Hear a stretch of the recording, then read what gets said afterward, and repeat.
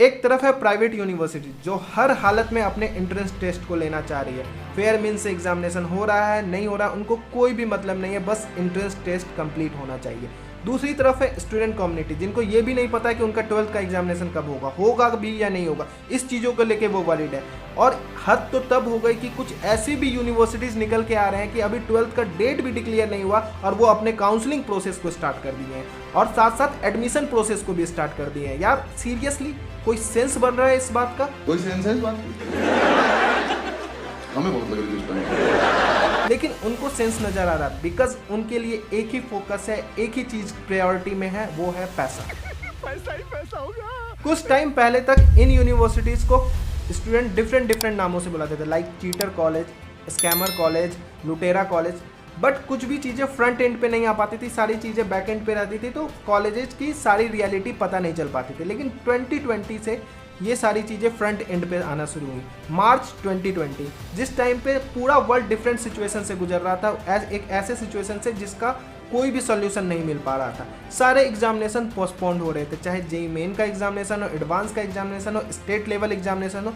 वहीं पे इन कॉलेजेस ने एक अनोखा तरीका, एक यूनिक तरीका ढूंढा कि किस तरीके से हम अपने एडमिशन प्रोसेस को स्टार्ट करें। इन्होंने अपने एग्जामिनेशन को कैंसिल किया और डिसाइड किया कि 12th के पीसीएम परसेंटेज के बेसिस पे हम अपना मेरिट लिस्ट तैयार करेंगे और एडमिशन प्रोसेस स्टार्ट करेंगे, क्योंकि कहीं ना कहीं इनको डर था कि काउंसलिंग नवंबर-दिसंबर तक खिंचेगा और उसके बाद फिर से एक नया जेईई मेन स्टार्ट हो जाएगा तो बहुत सारे स्टूडेंट ड्रॉप लेंगे। और ये ऐसा बिल्कुल भी नहीं चाहते थे कि हमारी सीटें खाली हो, हमारे बिजनेस पे इस चीज़ों का इफेक्ट हो सके। तो इसलिए इन्होंने डिसाइड किया कि हम एडमिशन प्रोसेस को पहले ही ख़त्म कर देंगे ताकि मैक्सिमम सीट्स को हम भर सके, फिर बाद में देखा जाएगा जितनी सीटें बची हुई हैं उनको कैसे भरना है।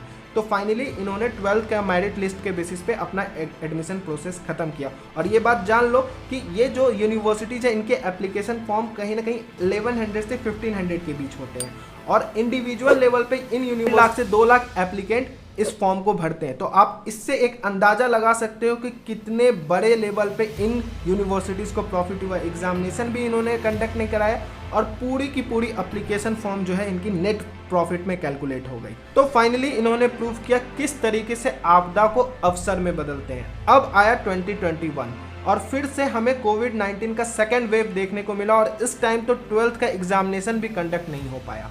तो फाइनली अब क्या करें? इन यूनिवर्सिटीज़ को फिर से एक डर लगने लगा कि किसी भी तरीके से हमें एडमिशन तो लेना पड़ेगा, अदरवाइज फिर से वही सिचुएशन, फिर से काउंसलिंग प्रोसेस कहीं ना कहीं नवंबर तक चला जाएगा, दिसंबर तक चला जाएगा, तो हमारी majority of the seats vacant चली जाएंगी, स्टूडेंट का जो इंक्लिनेशन होगा वो ड्रॉप पे ज़्यादा होगा। तो इन्होंने डिसाइड किया कि डिजिटल इंडिया का फ़ायदा उठाते हैं और घर बैठे बैठे एग्जामिनेशन कंडक्ट कराते हैं। और वो भी कुछ ऐसी यूनिवर्सिटीज़ निकल के आई जिन्होंने अपने डेट को प्रीपोन्ड भी कर दिया कि जल्दी जल्दी एग्जामिनेशन प्रोसेस करा के सीट भरना स्टार्ट कर देते हैं।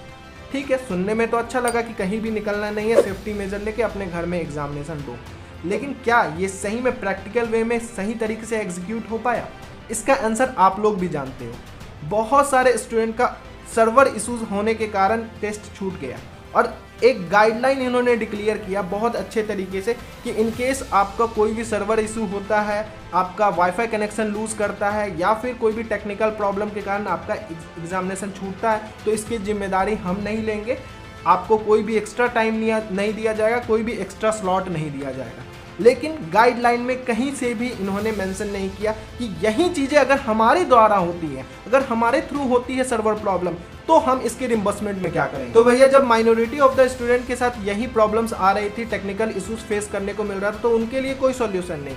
लेकिन जब सर्वर इशू आपके तरफ से आया तो एक परफेक्टली सॉल्यूशन आपने दे दिया। ये तो वही बात हो गई, साडा कुत्ता टॉमी, साडा कुत्ता कुत्ता। बहुत सारे ऐसे वीडियोस में जाके आप कमेंट पढ़ोगे तो बहुत सारे ऐसे लोग हैं जिन्होंने अपना एग्जामिनेशन नहीं दे पाया यही टेक्निकल इश्यूज होने के कारण। बहुत सारे ऐसे लोग हैं जिनका एग्जामिनेशन में 15 to 20 मिनट चला गया ये सारी चीज़ों को सही करने में और कोई भी उनको एक्स्ट्रा टाइम नहीं दिया गया। तो कहाँ से ये फेयर एग्जामिनेशन हो गया?